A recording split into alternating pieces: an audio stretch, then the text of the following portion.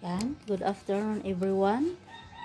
So dito naman ako haharap sa mga damit ni Mayang. Ayan.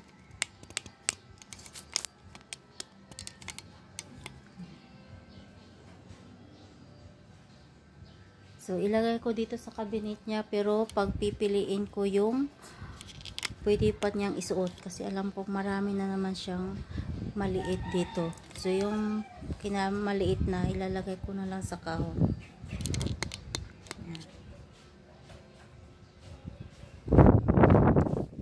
Mahangin dito. Bukas yung bintana, mahangin. Sana ganito maghapon. Mahangin. Kasi grabe init. Pag maligo naman ngayon, ang init din ng tubig. Diba? Parang pinakuluan din ang tubig.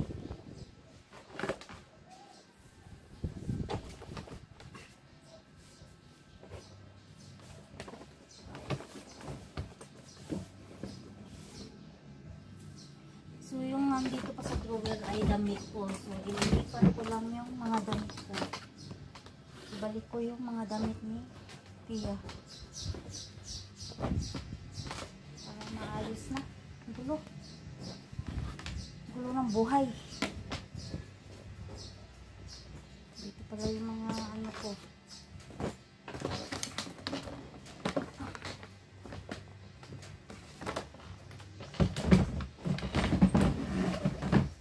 Talagang cabinet po talaga ang aking ipagawa una muna kay Mr. pag may budget. Ayan. Yan dito sa kwarto namin yan. Cabinet po iyan.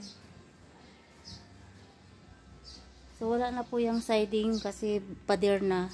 Yung ano na lang siya, shelf na lang gano'n. Saka pinto. Kasi ang hirap pag walang cabinet dahil yung mga gamit, ang gulo. Mga damit. Daming damit. Pa-ukay-ukay ko na kaya ito.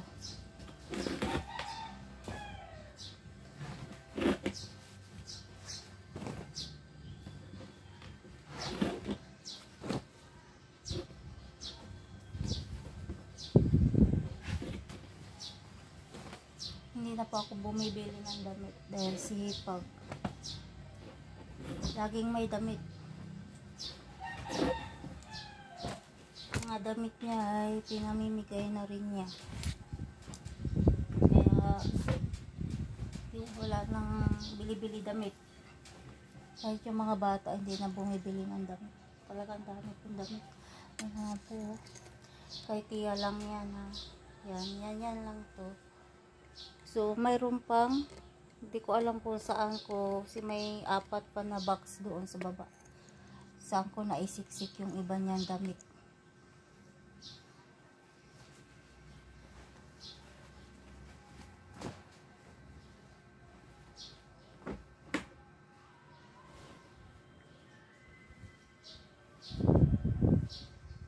Pag maraming damit, hindi mo na rin alam kung anong damit ay susuot mo.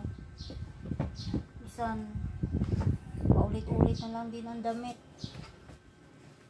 Ito mga short na to, kasya pa to kay Tia yun. Kaya iayos ko lang po dito.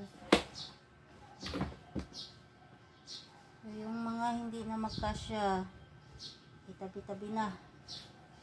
Ay pampasikip lang ng cabinet yan.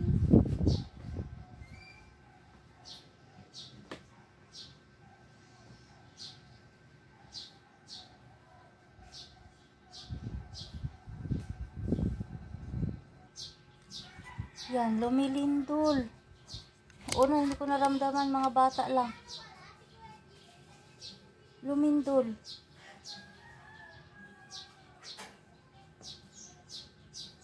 Una, hindi ko naramdaman. Pangalawa, parang naramdaman ko na.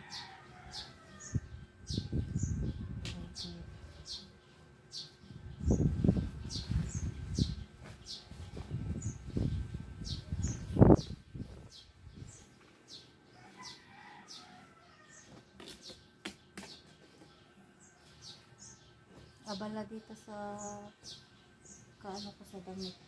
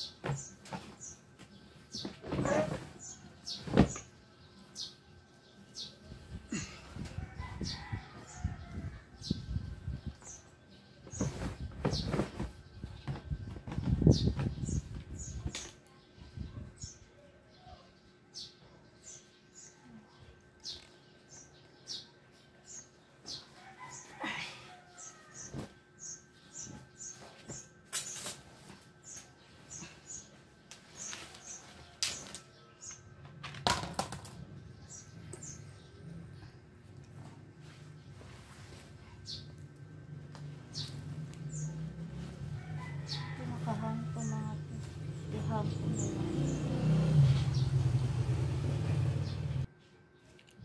So, hindi kasya lahat ng damit ni Tia dito.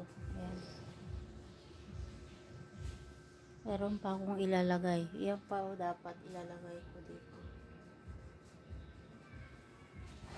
So, thank you for watching everyone. Magandang tanghali ulit sa ating lahat.